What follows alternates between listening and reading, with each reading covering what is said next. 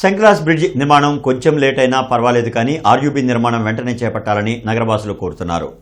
పెరుగుతున్న జనాభాకు సరిపడా సౌకర్యాలు ఏర్పాటు చేయాలనే ఉద్దేశంతో కేంద్ర సహాయ మంత్రి పెమ్మసాని చంద్రశేఖర్ 4 లైన్ల శంకర్ విలాస్ బ్రిడ్జ్ నిర్మాణానికి పూనుకున్నారు.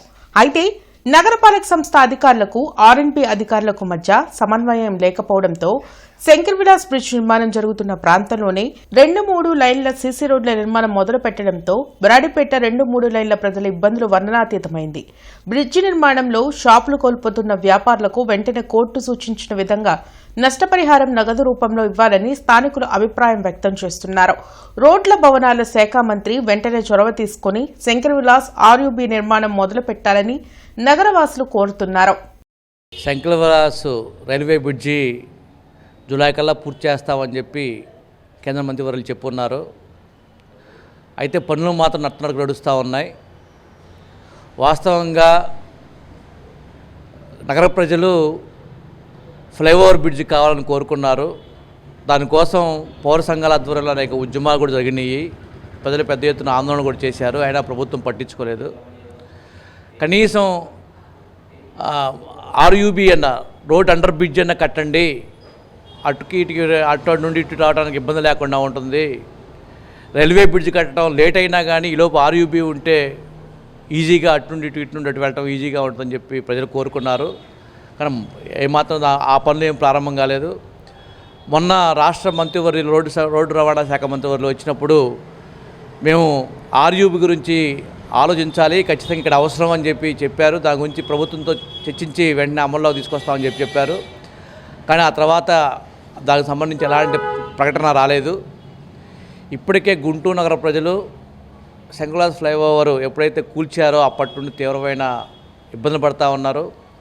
దానికి తోడు సమన్వయం చేసుకోవాల్సినటువంటి నగరపాలక సంస్థ అధికారులు రోడ్లు వేయడంలో ఆ సమన్వయం లేకపోవడం వల్ల ఒకవైపు ఫ్లైఓవర్ కోసం అని చెప్పి శంకర్ విలాస్ బ్రిడ్జ్ పడగొడితే 2వ లైను 3వ లైన్లో అర్ధాంతరంగా రోడ్లు సిమెంట్ రోడ్ల పేరుతో దాదాపు 2 నెలల నుండి ఆ పనులు సక్రమంగా సాగకపోవడం వల్ల 2వ లైన్లోకి 3వ లైన్లోకి రాక పూర్తిగా 4వ లైన్లో కూడా రావాల్సిన పరిస్థితి ప్రజలకు వస్తూ ఉంది.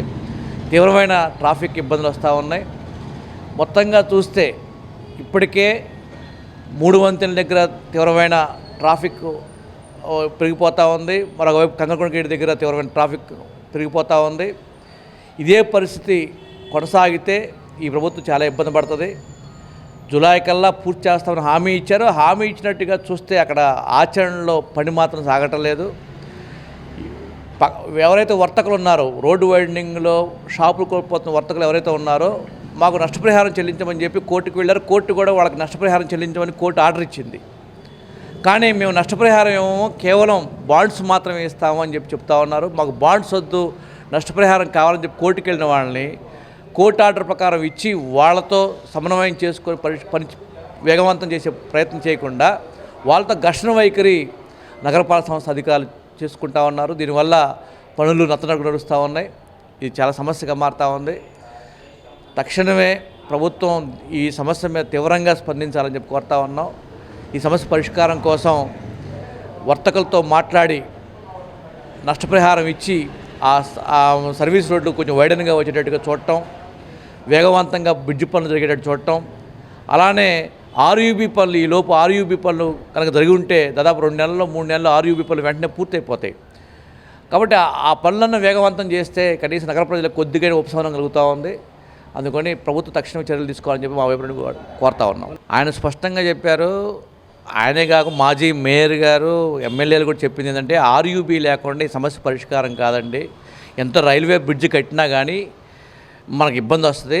ఆర్యూబీ ఉండటమే పరిష్కారం అని చెప్పి మాజీ మేయర్ గారు, ఎమ్మెల్యే గారు కూడా చెప్పారు. వెంటనే స్పందించారు మంత్రి గారు. ఖచ్చితంగా ఆర్యూబీ కోసం నేను ప్రయత్నం చేస్తాను, ప్రభుత్వంతో మాట్లాడి వెంటనే కార్యాచరణకు పూనుకుంటామని చెప్పారు. కానీ ఆయన వచ్చి 15 రోజులు అయింది, ఇంతవరకు దానికి సంబంధించిన వార్త ఏమీ రాలేదు. పౌర సంఘాలు అప్పుడు డిమాండ్ చేస్తూ ఉన్నాయి, మీరు చెప్పిన మాట ప్రకారం వెంటనే అమల్లోకి తీసుకురండి అని చెప్పి అడుగుతా ఉన్నాయి. కానీ అలాంటి ప్రభుత్వం నుండి అయితే ఎలాంటి వాగ్దానాలు కాలేదు ఇంతవరకు.